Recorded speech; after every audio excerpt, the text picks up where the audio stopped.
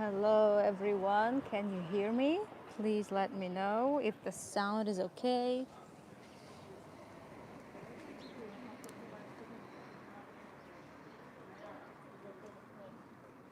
The chat should be working fine. Barbara, good to see you. Yeah, fantastic, Barbara. So we are starting in about a minute. So I'm more. Oh, hi, Natalie. Good to see you. I hope you're feeling much better. How is Gar doing? Where is everybody? I don't know. Well, people are enjoying Shabbat. Where the viewers are, I don't know. Tours. So I guess they will be able to watch also the recording. Hi, Hadrian. Freezing in Boston. I'm so sorry. Yeah, it's been really super cold. I know. Wow.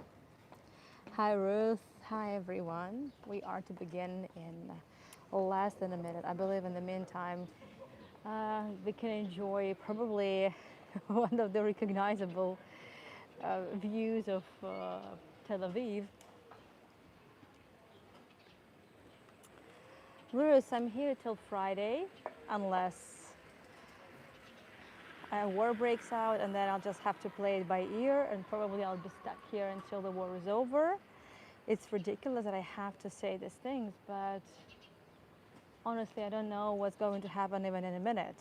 So, yeah, it's a bit of an uncertainty that I have had to put up with. Okay, I think I can introduce myself properly right away. Hi, everyone. Hello from sunny and pretty hot Tel Aviv. The temperature here in Celsius is 23. I checked it about 5 minutes ago. And well, actually, I am hot, really. It's sunny, it's lovely. Well, we have some freshness in the air, which is amazing. It's coming from the sea right over there, but we are not going to the sea right away. But I'm hoping to take it to the sea by the end of the tour. We'll see how it goes, but I'll try to see the sea. Yeah, I think, well, I'm staying currently in Tel Aviv. Before that, I came 2 weeks ago. I stayed for 1 week with Ruth, one of our fellow viewers in Jerusalem. Now it's Tel Aviv time. Yeah, I'm staying with the cat, and the cat family is here, so they kindly offered me to stay with them for the rest of my stay here. Yeah, but well, first of all, let me address some questions that I've been asked in person mostly. There were also very few comments, but in a nutshell, it's mostly private messages. People ask me, Anna, like, why on earth are you going to Israel when there is war looming on the horizon and everything? What can I say? So had my flights been canceled, I would have had a good enough reason not to come. But nothing was canceled, and everything is so far just, business as usual. And I had commitments, like several private virtual tours, some prepaid courses as well. And I could not let people down. And I'm an Israeli tour guide. I'm a licensed tour guide. There you go, you see? I keep it with me in case people start wondering why is this girl roaming down the street and filming stuff. Is she, who is she? I'm a tour guide. I had to be careful just not to let it go like this, otherwise it's going to be really painful. So I know what I'm talking about. So I have commitments, and if I want to work in Israel, and if I want to work with Israeli businesses, well, this kind of comes with a package. So knowing that nothing is a guarantee and anything can happen any moment, yeah, you just kind of embrace that and you go with it. Am I scared? Yes. Do I believe in the good? Do I hope for the best? Yeah, for sure, absolutely. But well, do what you have to, and I had to do this. Otherwise, if I had canceled, well, I know I just wouldn't have been given job anymore, and other things as well. Well, anyway, so you may be judging me. My family is not judging me. My family is totally understanding, which is fantastic. and I know what to do in case of any emergency. And if a siren all of a sudden goes off, I know where to go. That's it. That's what can I say. Yeah, I just wanted to address that because, well, this is a natural question coming from many, especially those staying living in Europe and say in the West. All these things with regards to the Middle East, it's very difficult to embrace if you have never been here or if you have never lived here or if you don't have family here. So, yeah, I know it's not you about judging. It's just in general, people think, oh, wow. It's not about judgment. It's just about your concerns as well and these things. So I just wanted to make it clear from the start. So I hope it will be okay. I hope nothing starts. I hope nothing happens. But what happened in Iran with so many people I don't want to bring this up. My tours are never about geopolitics, but everything in the Middle East is about geopolitics anyway, right? So plus this weekend I will be doing a Holocaust Remembrance tour. I'm going to be doing it tomorrow. It's going to be the last tour of the weekend, and altogether they're going to be 8 tours. This is the first one. There are going to be 4 more tonight. Imagine. So after I'm done with this live walk, I'm going to take my time to get back to the Cats family, to my cat hotel. It's not a hotel, but you see, you know what I'm talking about. And Misha's going to be giving his tour, first part of his several, tours about Anton Chekhov. Misha has been doing this series of talks about Russian literature.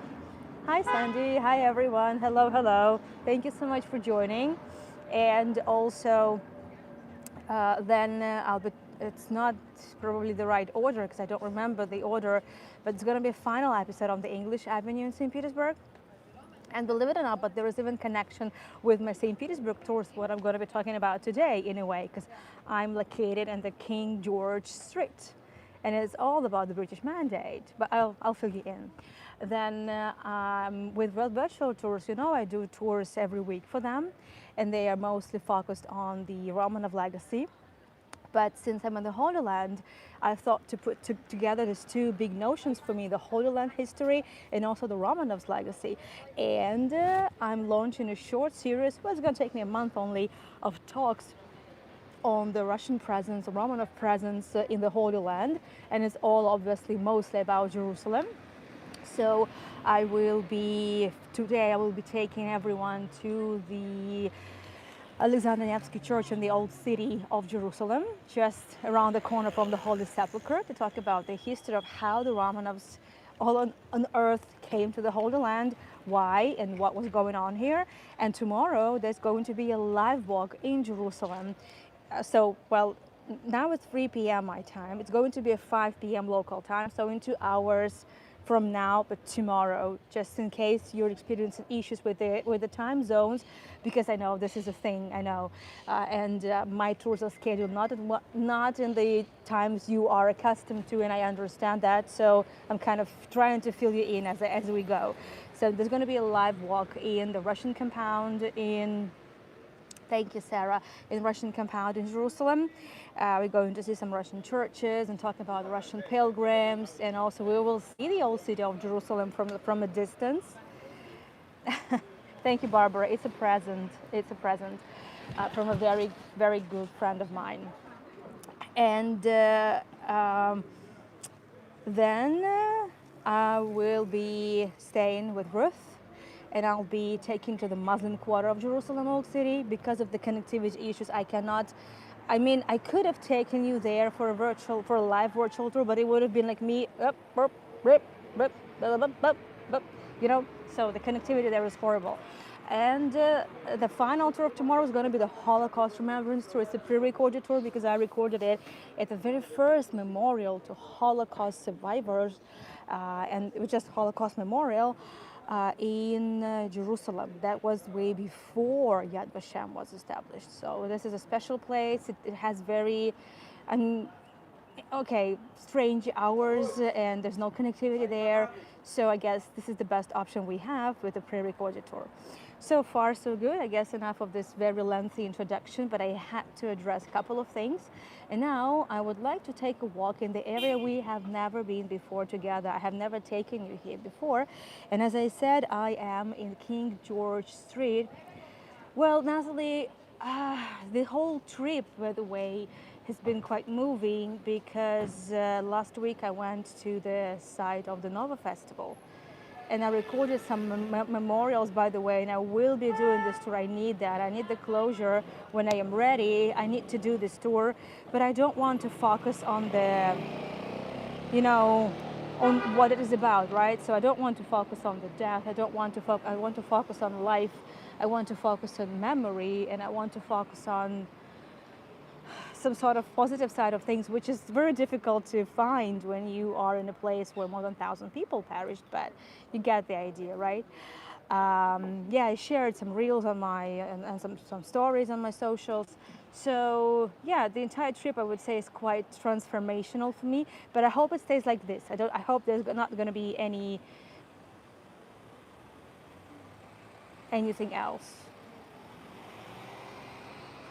Oh, I have some news coming up, like pop-up messages, and they're not really very optimistic. So, yeah. Am I tensed? Yes. Am I scared? Yes. Am I happy to be here and taking you on a tour? Yes. So please take me away from my thoughts for at least this 1 hour. And so we are in the King George Streets. As I said, we have never been to this area before with my live tours. And this tour, I named it like Cozy Corners of Tel Aviv. And that's exactly what it's going to be about. No big monuments, no, thank you so much everyone, no five-star hotels, nothing like that, right? It's just, local neighborhoods where people live. Well, it's a very expensive neighborhood anyway because we are in the center, and this is nothing is cheap about Tel Aviv, to be honest, but it's also about the vibe. It's the area where most of the locals live. Well, tourists, when they used to come. I mean, they still come, of course, but they used to come in bigger volumes, so to speak. So they would normally, they could find obviously some booking or some Airbnb, but in general, this is the area mostly for locals, but not exclusively. There are a lot of schools, there's a big park here, which I'm going to talk about, and also this area, I just like that lady over there. I'm not sure what she's doing. But anyway, but also this area happens to be within the so-called, thank you so much, Christine, White City of Tel Aviv. And mainly White City of Tel Aviv is it's the UNESCO World Heritage Site. It's about the Bauhaus, the famous Bauhaus style in architecture, which actually is more than just a Bauhaus. We call it an international style because this is kind of the different vision of the Bauhaus style that was extremely popular in Germany and in Europe in the 1920s, and it came into its own during that decade. But in 1933, when Hitler's party came to power, and again, so we have to speak about it, right? It's not like we only think about Holocaust on a week of the Holocaust Remembrance Day or anything. Obviously not. But after Hitler rose to power, this architectural style was considered derogatory, and the Bauhaus school was eventually closed, not immediately, but very, very soon, shortly after that. And many artists, many of whom were actually Jewish, they had to flee. Some went to the States, but also some went to the mandatory Palestine. So I have to refer to this again. I will have to, definitely have to. So again, the term Palestine has nothing to do with the Palestinian state and the Palestinian conflict we're having nowadays. The term Palestine actually refers to the name that was given to this land by the Romans, by Emperor Hadrian in the 2nd century Common Era, when he had destroyed Jerusalem and renamed the city into a pagan one, and also renamed the region from Judea just to erase the name of Jews at all, right from the memory, and named it Syria Palestina, referring to the Philistines people, the Philistinians, the Philistines that came from the region of the Mediterranean Sea. So this has nothing to do with actually Israeli-Palestinian conflict, but the term is here, but definitely absolutely distorted and absolutely has no relation to how the things used to be. But so it came into its own here during the late 1920s, especially 1930s and 1940s, where we saw the Second World War. But also in this street we have buildings of a much older style. That is the Art Deco. We have some tiny walls now, and what we're looking at. Wait a second.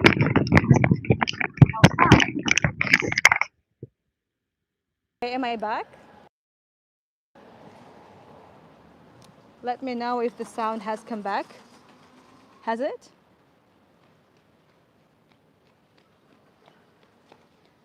On my end, I accidentally pressed the wrong button. Buffering now too.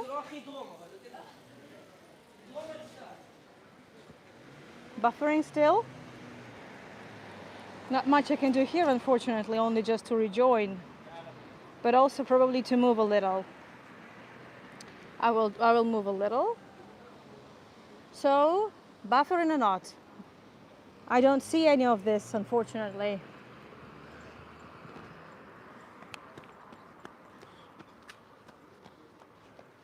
That's better.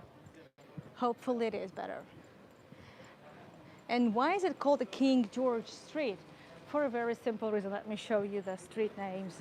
So the King George Street, there you go.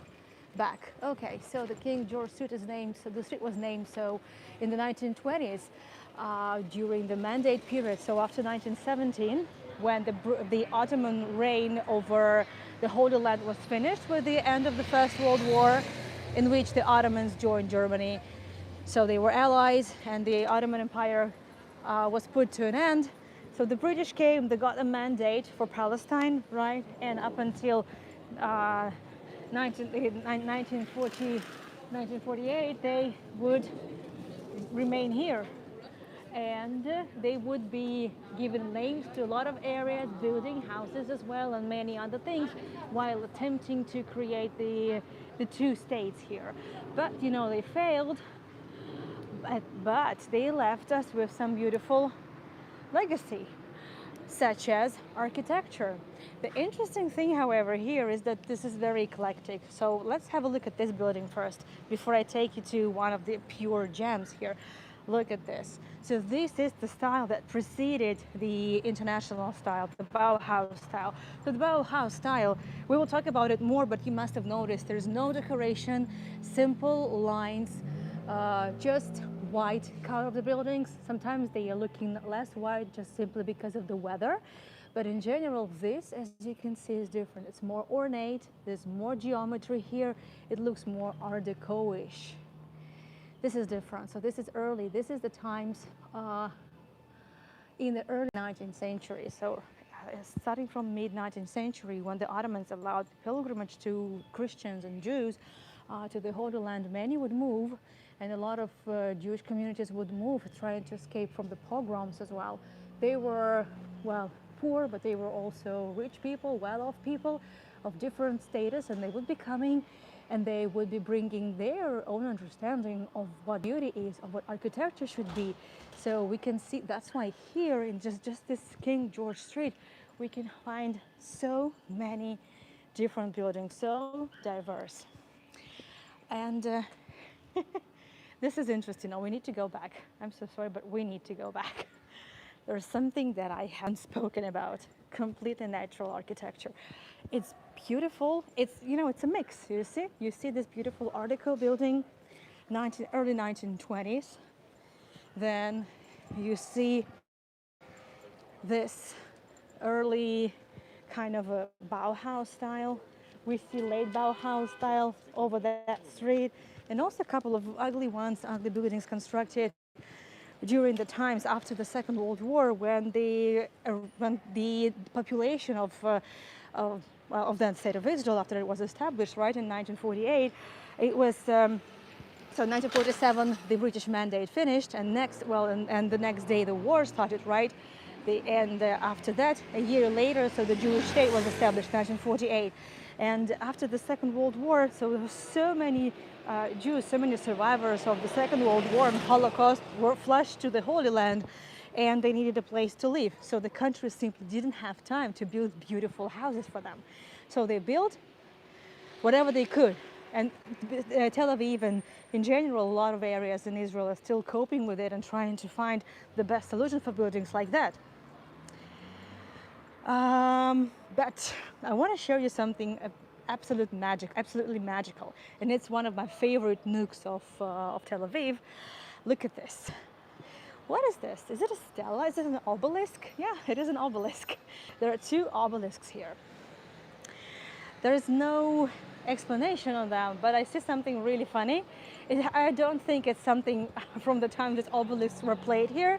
This was 1920s, but I like this cactus, because cactus is the symbol of an Israeli.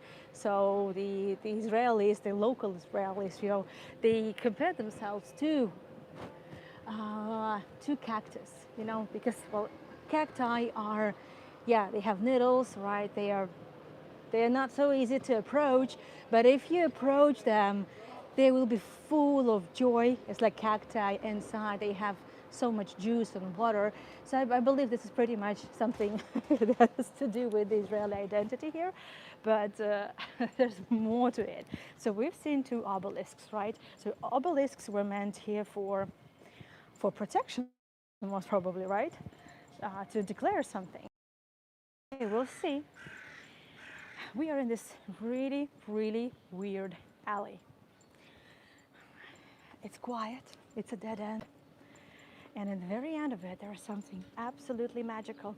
Most people just simply pass by and just don't notice it, like completely. But this is a real gem. And that's what I discovered a couple of years ago. And I indeed wanted to take you here, but there was never really an opportunity. And then I moved away. Can you see a lion? I'm sure you can. Well, there are a lot of cars here. But let me try just to somehow go past these Teslas. There you go. So this lion is my good old friend. I call him Aryeh, just because Aryeh means lion in Hebrew, and this lion is meant to protect this house. And let me zoom in a little bit. So we see here a face of a lady. Actually, you probably want to know what's going on here, right? So again, let me take you to the early 1920s. You know, Tbilisi, well, by Tbilisi, it's Tel Aviv, sorry, it's just the occupational hazard. So Tel Aviv experienced a great wave of immigrants coming in, and just great wave of development starting from let's say the last quarter of the 19th century and up until nowadays. I would say there is so much construction going on. So in the early 1920s, here moved Meir Getzer Shapira, Meir Shapira with his wife Sonia. They came from the States. Yeah, let me pat him. Aryeh.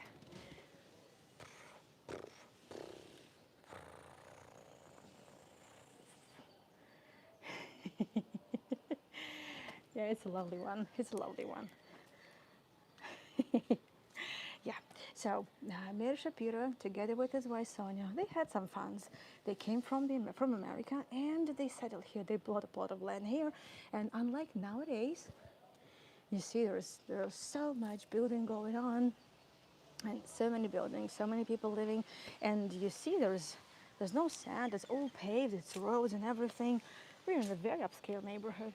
Well, unlike nowadays, there used to be just sand everywhere, and it was like in the middle of nowhere. You see, people felt unprotected, and especially Sonia, wife of Meir, she felt very one, and then saying, hey, we should probably move to the old city, to Jaffa, because I feel more protected there. But that was no longer a question, no. So it was, well, but it was still, it felt very unsafe to be there. And also felt quite unsafe for her to be here because they didn't feel protected. They felt like they were somewhere in the middle of nowhere. And this is when Mayor Shapiro decided to put this lion here for protection. He also built those obelisks, which I showed you in the beginning, and he even hired a Yemenite guard. And by the way, one of the names of this area is the kind of the Yemenite quarter. So a lot of Yemenite Jews also moved in here in the beginning. Right now, it's not really Yemenite quarter, but it kind of remembers the times when it was. And this house is very much eclectic, and it's so lovely. And you know me, I always try to find connections and draw parallels. So I think maybe this woman, well, this is clearly something typical you can find on the in the European buildings, some decorations, you know, ladies' faces and everything.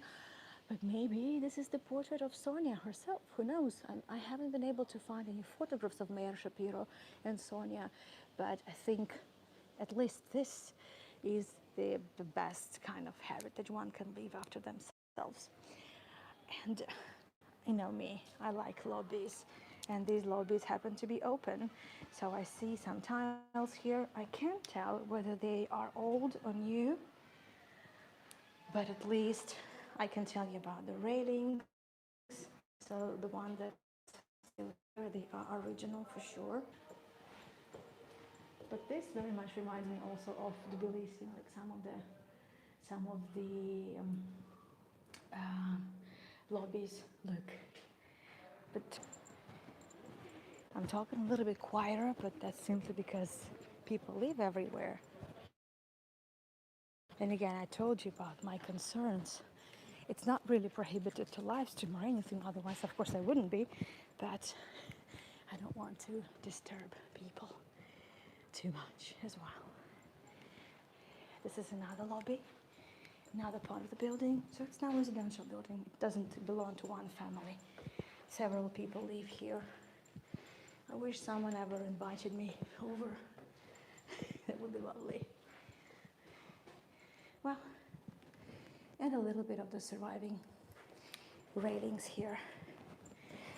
And we haven't talked about the name of the area, which is also a big deal. But before that, I think I'm going to end a selfie with Arya, with Lion, whom I call a lion. Arya, I think we need a selfie, okay? I don't think he has anything against this idea.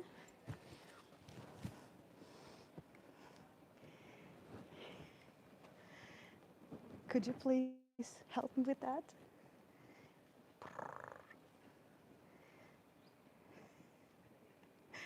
I hope the chat is working. I hope everything is all right. And you can hear me okay. Just let me know in the chat, please, because sometimes, I mean, all the time, whenever I have any issues, chat does not really tell me anything. Unless it's you helping me. I mean, I don't see anything on my dashboard. Like it goes as it goes. Okay, thank you so much. I mean, look at this, right? Isn't it gorgeous? Isn't it?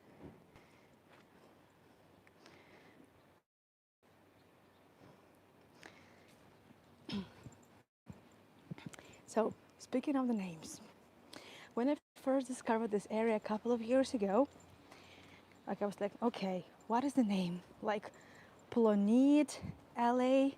Thank you, everyone. Thank you so much, Sarah. Plonit Alley? Like what? Plonit, it means like, well, I don't speak Hebrew very well, but I can, get by and everything. And Plonit felt like something biblical a little bit.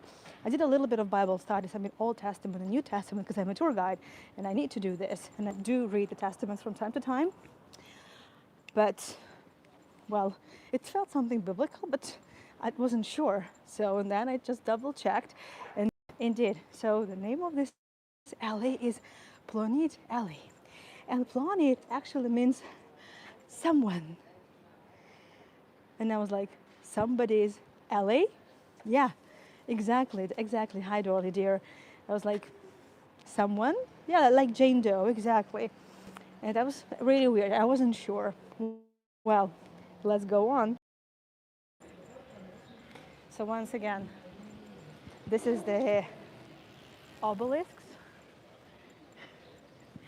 Somewhere here, the Yemenite guard would be standing, making sure guarding the safety and comfort of Sonia Shapiro and Mayor Shapiro too. Yeah, well, anyway, and also, oh, I forgot to say that Mayor Shapiro also paved the road to the house from the road, from the street, because Sonia would often complain, like, oh, I so much hate it. I always have the sand in my shoes. Whenever I'm coming, whenever I go out, I have the sand in my shoes. So he also paved the street for her. And there is another alley, Almanit Alley. So that's another biblical thing. And it's like nobody. So I was like, okay, like anonymous, Almanit is kind of someone anonymous, someone that doesn't have a name. Well, this alley is pretty simple. Yes, Dorley, exactly. Thank you so much for the input. And yeah, another Bauhaus building. Well, an international style building. We'll talk about it in a minute in more details. I'm just trying to focus on what I see. And we will see more of it. So it's like, okay, that's interesting. And well, this is interesting actually. And it's connected with the international style. So when these Jews coming from all over Europe and also America trying to flee the pogroms and trying to build life from scratch, especially after the First World War as well, they were trying to focus on something different. They wanted to build life without any ethnical preferences, without specifying who was who and who was from there. They wanted something else. They wanted something that would not be based on your background. They wanted to build their life from scratch. I mean, it's not easy, especially after the First World War. So this is when this international style was built. Almanit, yes, it's okay. And international style. So they took the Bauhaus for the basis, so to speak, as their base, and then they would add some more details that would fit more the local climate, such as very long balconies, a lot of windows parallel to each other, the position of the building, so they would have a fresh draft from the sea and all these things. And also they call it international because this style doesn't have any details that connects it to a certain country, to a certain ethnicity. No, that's why it's called international. While I'm here, I also want to show you this. Well, Purim is around the corner. Purim is the holiday. I don't compare it to Halloween because Halloween has very different idea behind it. But Purim is the holiday when Jews also get dressed, and look at all these costumes. I think this is the Lion King, right? No, this is the Beauty and the Beast. It's the Beauty and the Beast, I guess, right? I don't know. Maybe. And some cowboys, some Vikings. I don't know. I don't see the helmet though. Anyway, so Purim is around the corner, and I hope it's going to be quiet and lovely, and kids will get dressed, and adults will be walking around the street with like all these.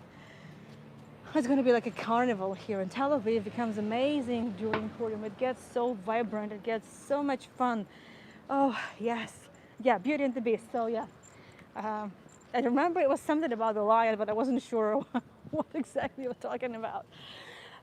You can see also a lot of construction going on here. And I told you that ever since the last quarter of the 19th century and up until nowadays, Tel Aviv is being there's so much construction going on, and it's nonstop. And now they are building this massive, ambitious project that they are running to build the light rail. And by 2050, the entire Tel Aviv, which is indeed experiencing issues with the traffic, just not enough roads, too much cars, and really many people. So it should be completely free, or relatively free from from traffic jams by 2050. But as of now, people have to put up with the construction going on one of the main street, Allenby Street. Is just, it's completely closed for traffic, completely. Well, some more visions of this international style. So simple lines, sometimes they are rounded, smooth ones, sometimes just this, and only white color because, well, because the white color, buildings in white, they tend to cool down quicker, and back in the days there was no air conditioning, so that's why bigger windows were introduced. And again, a special location of the buildings in relation with the sea as well, just to make sure fresh wind comes well quicker and cools the area better. Now, where are we now? This is the Mayor Park, and film children. There are a lot of children here, obviously local families, and I will be focusing on the park, on the story. So the Mayor Park was built also during the Mandate period. So Mandate period finished in 1947 and started in 1970. And by the way, one of the main streets, Allenby, is also named after General Allenby, who freed this land from the Ottomans. Look at this. And I just mentioned the British that built the park. So the British also brought these ficus trees. I mean, look at these trees. So the British, well, you know what the climate in Great Britain is like. So when they came here to Palestine, they were kind of dying from the scorching heat. And they were terribly, yes, Dorley, I'm heading there, okay? Give me a minute. I'm building my narrative here. Yeah, so what they did, they brought these gigantic ficus trees that they originally brought from India, and they planted them here because they knew they would grow like crazy. Hey, hi India, good to see you, namaste. So you see, it's so eclectic and it's so diverse that we can even see a bit of India here. Oh, and there's a nice Indian restaurant also around the corner from here. I haven't been there, but like, well, my friend told me it's a good one. So there's like an Indian place by Mayor Park. You should go and check it out. Okay, well, maybe someday I will. And well, so these ficus trees, they felt really lovely here. They started to grow like crazy, and also as well as their root system. The root system of these ficus trees in the park, it's okay, but they also planted it just in the streets. And oh my goodness, thank you so much, Natalie. The roots of ficus trees are so strong, they destroy pavement, they destroy roads, and this is a problem, but they create amazing shade. So the shade in the Mayor Park is amazing, as well as the interesting story about the LGBTQ center. Well, Tel Aviv is known as the IT capital, startup capital of the Middle East, but is also the queer capital of the Middle East, and is the only city in the Middle East, right, that welcomes LGBTQ people. And Meir Park now has this, I mean, it has had for a long time the big LGBTQ center. It's closed now, it's Saturday, and it has a short day on Saturdays. But I love it. So they say, come as you are. They have a lovely artwork. I don't think you can actually see any. Oh yeah, you can if I just close it like this, so you can see lovely, vibrant graffiti. No, that I can't work with. I guess you just have to trust me. There's just lovely graffiti over there on the wall, the rainbow flags. And this center was first opened in early 2000s. When I lived in Israel permanently, it was under reconstruction. And the Iriyat Tel Aviv, so the municipality of Tel Aviv, It invested a lot of shekels into the refurbishing, reconstruction of the center. It's huge. Let me show it to you. There are a lot of activities for LGBTQ people, for, well, a lot of seminars for families, for adults, for artists, like endorsing local artists and everything. I don't want to film children and people, so I'll be like really, really quick here. I mean, look at this. This is amazing. Just incredible. And Tel Aviv gets so especially vibrant during the Pride month. Last year, unfortunately, Pride was cancelled due to the 12-day war with Iran. Let's see what happens this time. But, so why now I wait to another location? I just want to show you this lush greenery over here. I mean, look at this. It feels like you are in the jungle. Especially, I'm not sure if you can hear, but there is the parrots, the green parrots. They add, let's say, the vibe of jungle a little bit. But let me just move a little bit over there. I want to make sure I don't film anyone else. But there is something I really want to show you. So Gan Meir, or Meir Garden, so it's named after Meir Dizengoff, who was the first mayor of Tel Aviv. I spoke a lot about Meir Dizengoff. He originally came from Ukraine. Like a lot of Jews came from Ukraine. So Meir Dizengoff, hold on a second. Yeah, that's him. So the British respected him so much, so it was okay for them to name the garden after Meir Dizengoff. But there is something else here. So I will talk about the history, the Jewish history. Well, not the Jewish history. I'll talk about the history of the garden and how it became the place for the LGBTQ people. I mean, it's not just this place, anywhere, but this is kind of the center. But I want to show you something interesting here. So I just don't want to film anyone, but let's see, here's something's going on here, right? There's something pink and has sides, and I want to go to the other side.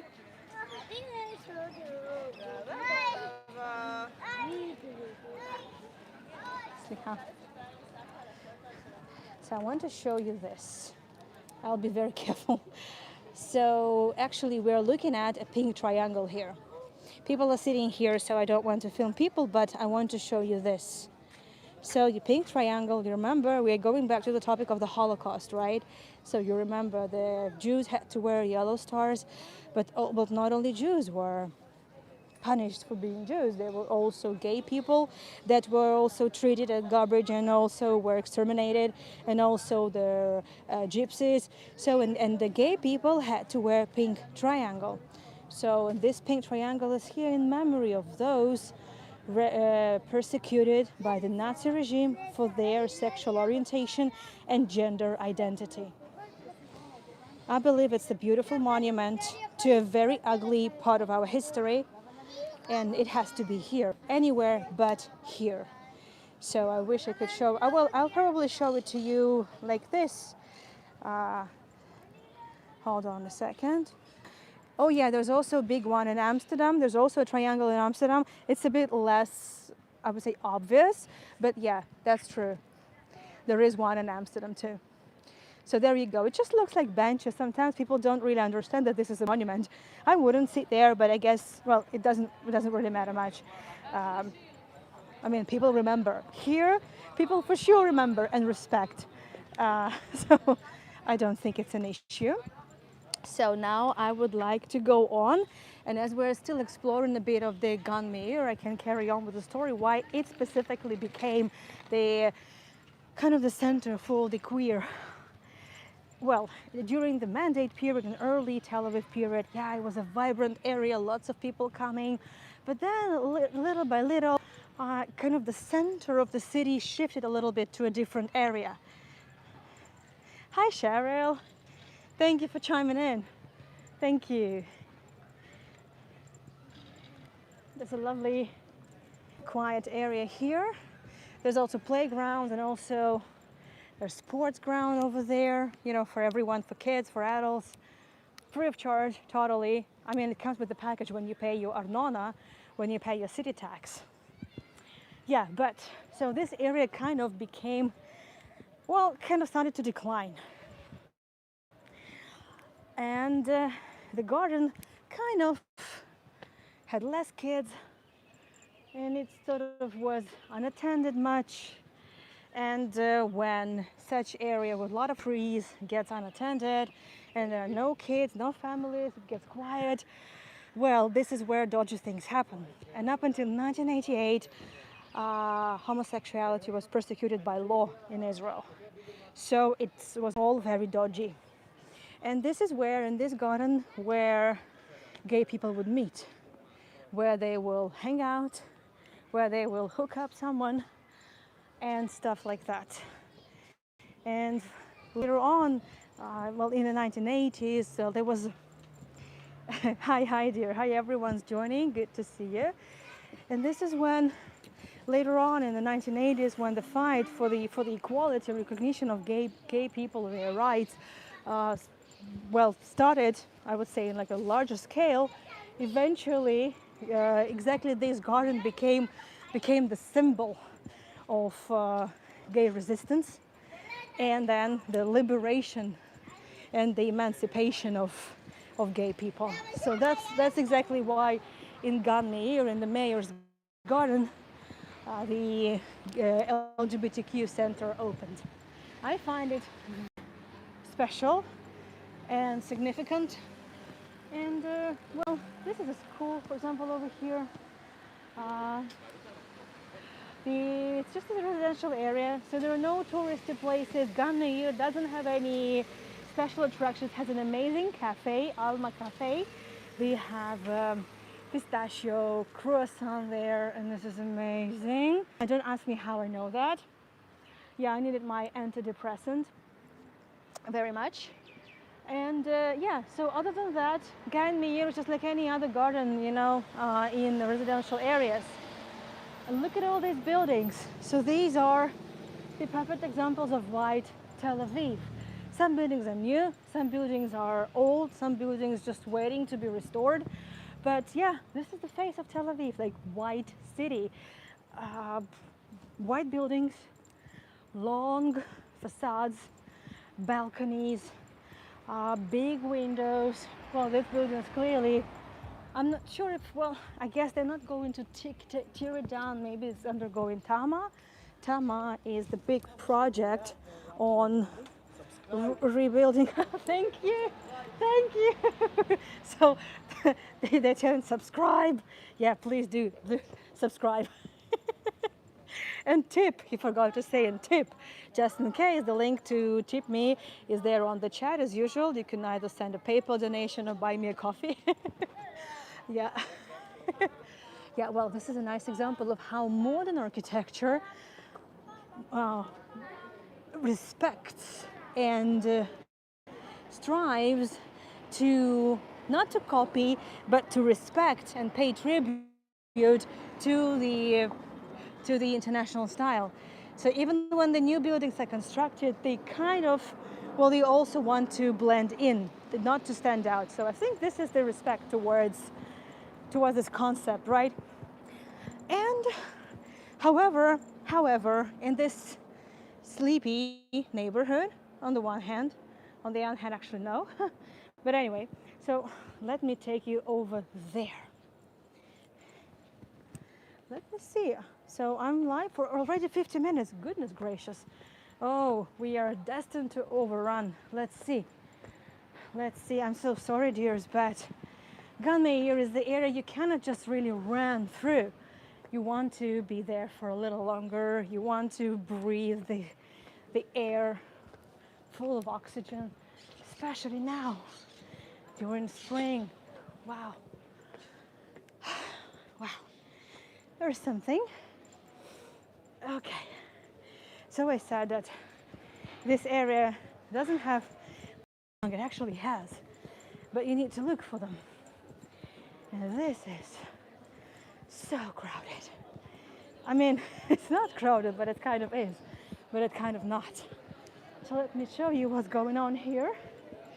This is a nice cafe. and a library.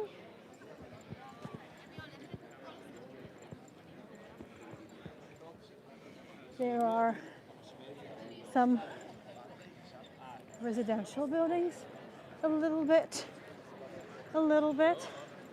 like that one, for example, over there. Look at this. So this is still the Art Deco example. This street just happened to be built shortly before King George, and here it has more of this eclectic Art Deco-ish buildings over there. But I want to show you this. Look at that. And let me just show you around the square a little bit. So this used to be the area where the Iriat Tel Aviv was located, the municipality, the city hall of Tel Aviv, where it was located. Later on, so the building was constructed in the early 20s. Later on, the building, well, the city hall moved to a different area. By the way, not really far from here, in the Rothschild Boulevard, in the end of the Rothschild Boulevard. But let me maybe go like this, because there are a lot of children, a lot of families. I don't want to film them, but I want you to see how the area looks from a distance too. So this is now a museum, and the whole square is actually about heritage. It's about education, it's about art. So the history of Tel Aviv is over there. We can do it like this. So the history of Tel Aviv is over there, right? Then the music center and library is this orange building, the Felicia Blumenthal Center. This is a residential building, but I believe, to me, it's also a bit of a heritage center. And the biggest gem for me here is this house. This is the house of Chaim Bialik. Look at this amazing example of Art Deco architecture. So Chaim Bialik was a Ukrainian-born Jewish writer, poet, translator. He came to the Holy Land, and he came at the very, very beginning of the establishment of Tel Aviv. He settled here. Well, he eventually settled in this area, built this house, and it became sort of the cultural hub of young Tel Aviv. Oh. Again, you see, it's something for sale, I guess, right? Or is it for restoration? I'm not sure. So we are in the Bialik Street, Tel Aviv. So I guess I don't think anyone is living here. Maybe they've just finished the restoration. Look at this. Look at these little flowers. It's so lovely. So the Bialik Street is here. This is the alley where Bialik lived. When Bialik came, he had already been quite big in general. But by the way, he wrote mostly in Hebrew and Yiddish. And I would say, very newly born state desperately needed not only money, but also hibiscus. Yes, darling, thank you. But many other things as well. So Jews coming from all over, coming from diaspora, they didn't even have a common language. So Hebrew obviously was supposed and would become the mother tongue for the kids already born here. But the kids needed to learn the language, and also, the adults needed to learn the language. And this is when poetry of Chaim Bialik came in very handy. So they were very easy to learn for kids, very interesting to learn to read for adults. And this is how Chaim Bialik very quickly became the national poet #1. He helped the new children already born in Tel Aviv, born in the Holy Land, and later on state of Israel, you help them learn the language and make it interesting. I know a lot of Russian immigrants who came and they're in the post-Soviet times, and they told me they also learned some Hebrew with Bialik's poetry, and they would read it to their kids too.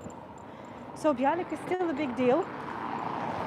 And when I was here back in summer, let me show you something. I visited the museum.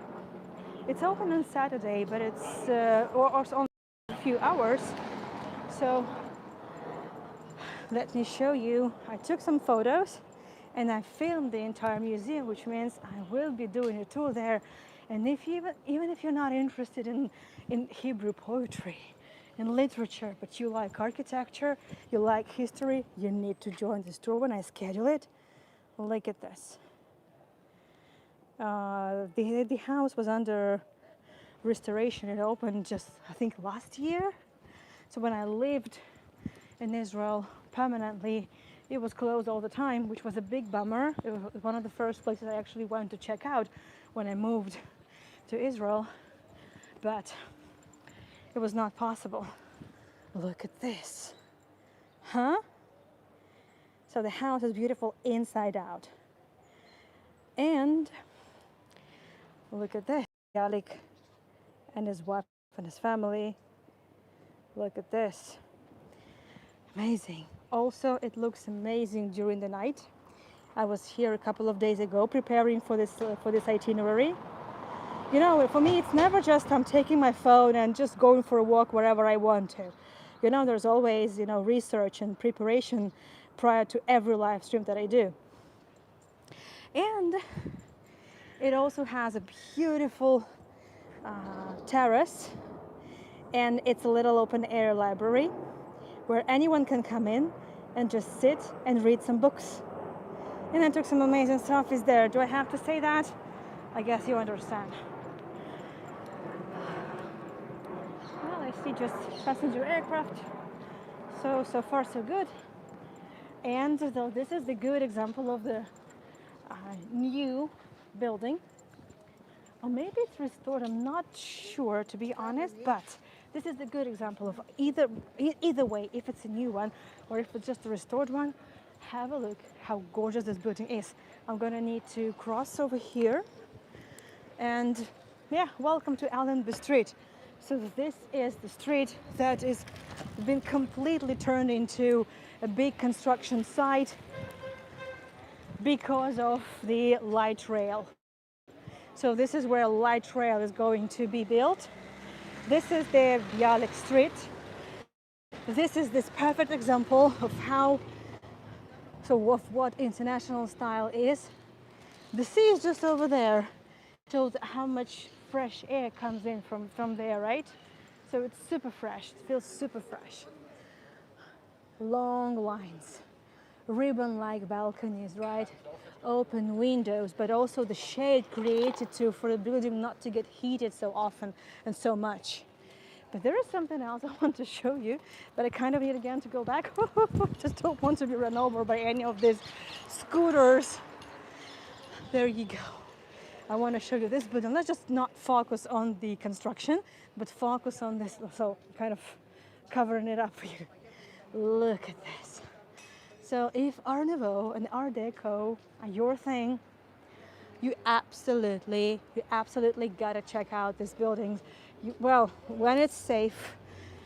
I mean, there's so much here, so much of this architecture, like everywhere in this neighborhood. So all the streets were built during the Mandate period. So this is Allenby Street. Actually, it's one of the main streets of Tel Aviv, of this area.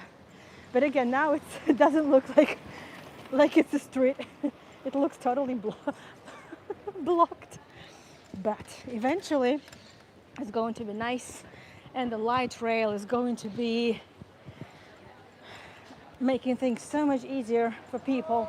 So by 2050, as I said, light rail is going to be built, multiple lanes. Some of them are already open, by the way. So, which made things a lot easier for people living in the cities around Tel Aviv. You see, Israel is a small country, very small. And technically speaking, it takes you 5-6 hours to go from the southern end of it to the northern end of it. Well, approximately. And, well, more of the white city over there. And as we go, so I wanted to take it to the sea. Let's see if it's going to work out, but I do hope so. And as we go, you can see it's still the white city. Most of the buildings are still painted in these bright colors in yellow or light beige because it's, well, first it's a symbol, and second it really makes sense. It doesn't get hot this much.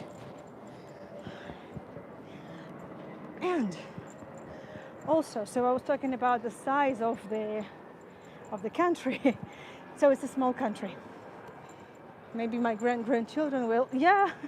Well, yeah, I don't think that it's going to be me or you that's going to be enjoying the light rail, unfortunately. But someone eventually will. Grisha's kids, or my grandchildren. Yeah, I surely hope so. I do hope so.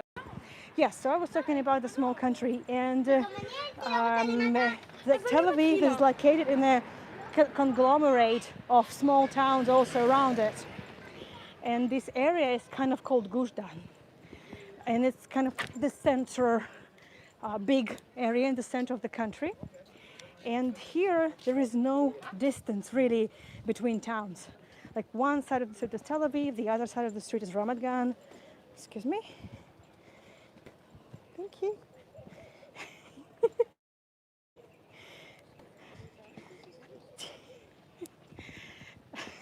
There's a cute little doggy. I just really, it's mesmerized looking at it. It's so tiny. Now I need somehow to probably go around from here.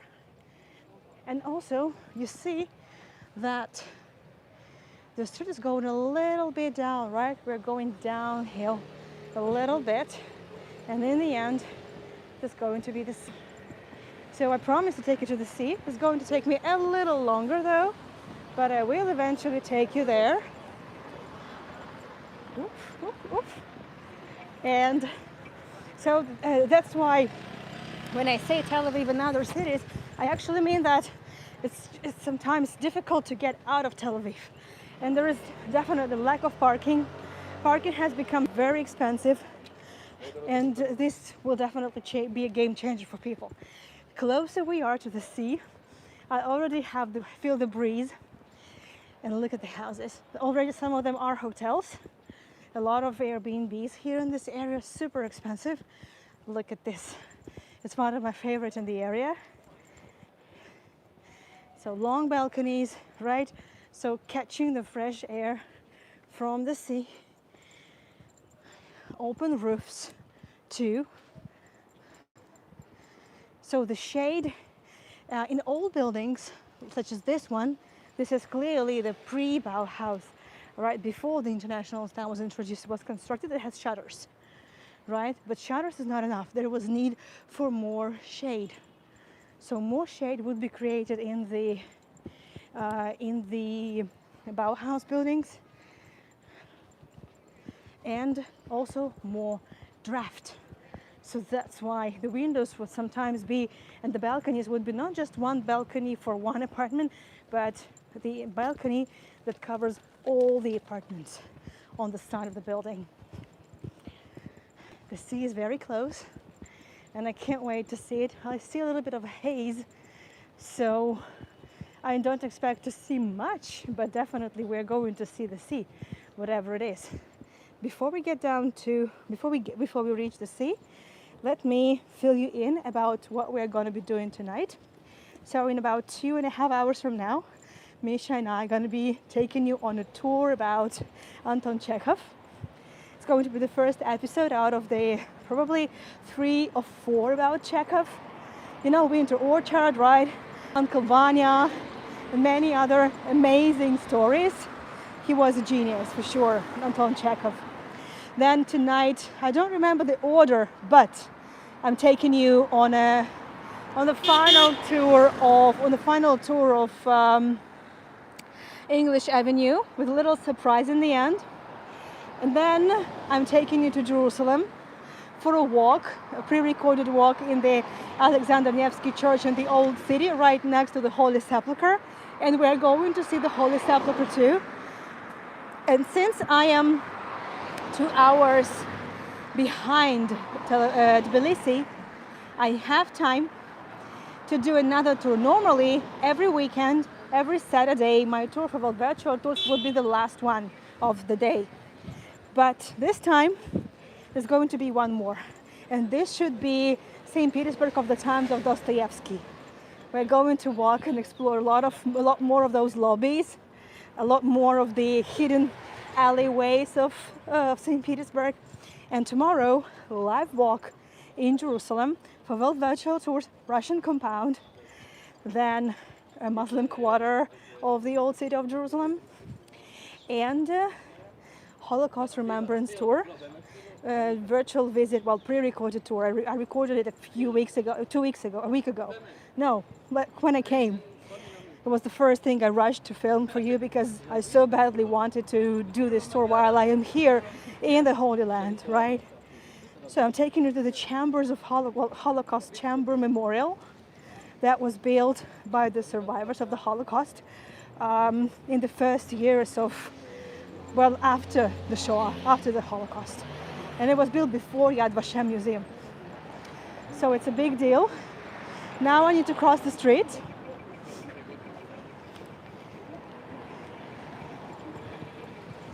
Well, it does feel like you are somewhere on vacation, right? I've been sleeping like 6 hours maximum all these days. So definitely it's not a vacation, but I can't complain. I can't complain.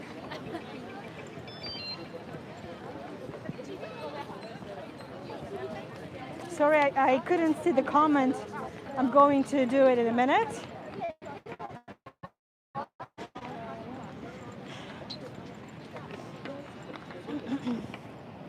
Okay, let me see the comments. Please let me know if you have any questions. I'm going to see them.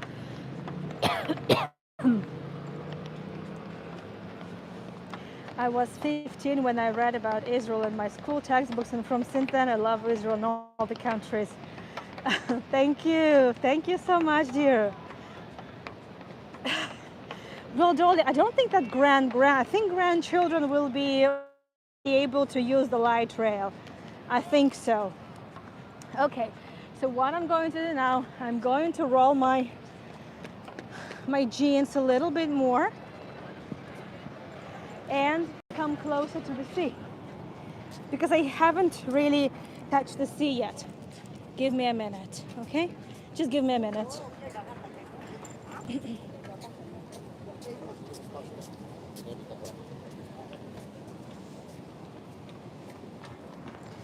Okay, almost there. So local time is 4 something p.m. Here we are.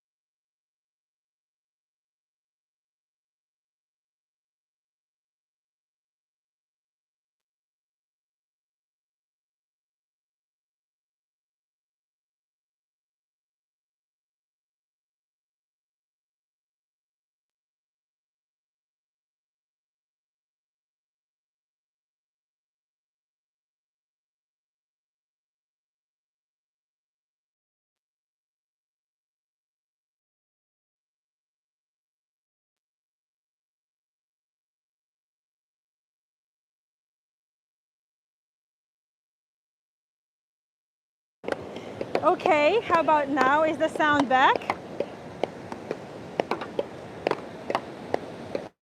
Should be back now.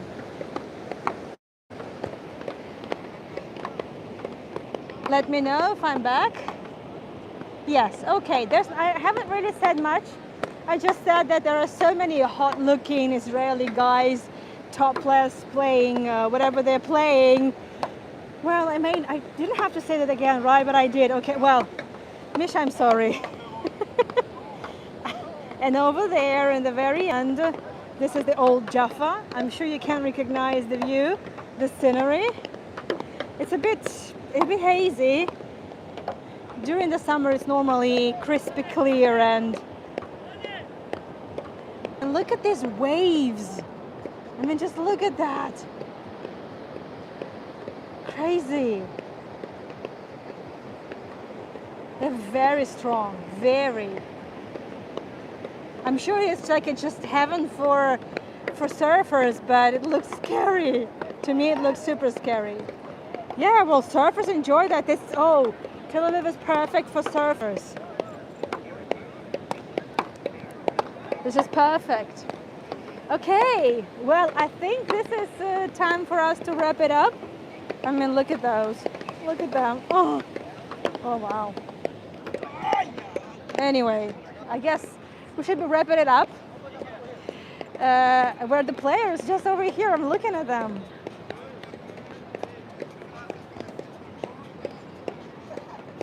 Yeah, they are shirtless. Okay, I'm taking a selfie. They are shirtless.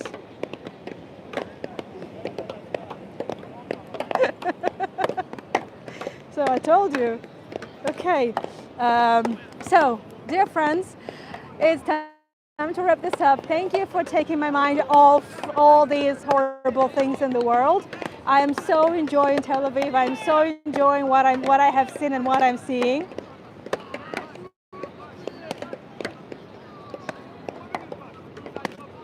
Anna? Yeah, so thank you so much for joining me on this tour. I've had a blast. I love Ganir so much. I've been able to take it to my favorite Bialik Square. And well, I told you I'm going to be doing the tour of the Bialik Museum a little bit later. And thank you so much for everything. Again, all my tours are free to join, but I really, really rely on your support here. So you can send me a PayPal donation, you can buy me a coffee. The links are over there on the chat. I mean, look at this.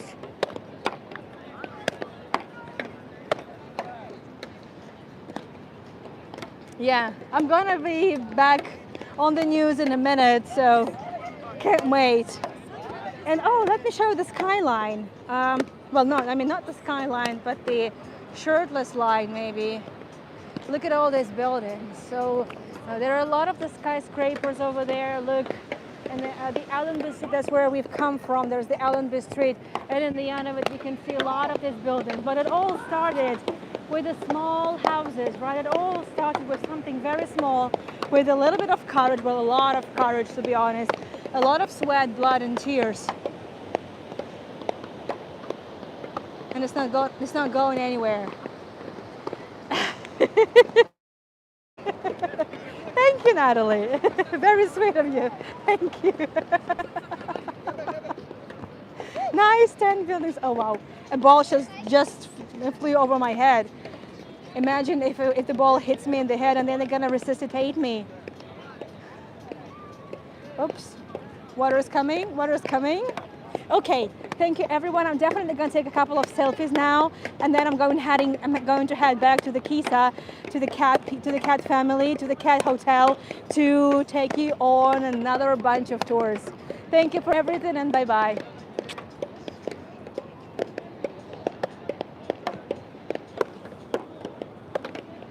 No, I'm going to wrap it up. No, I'm going to wrap it up like this, with the sea. Yeah, like that.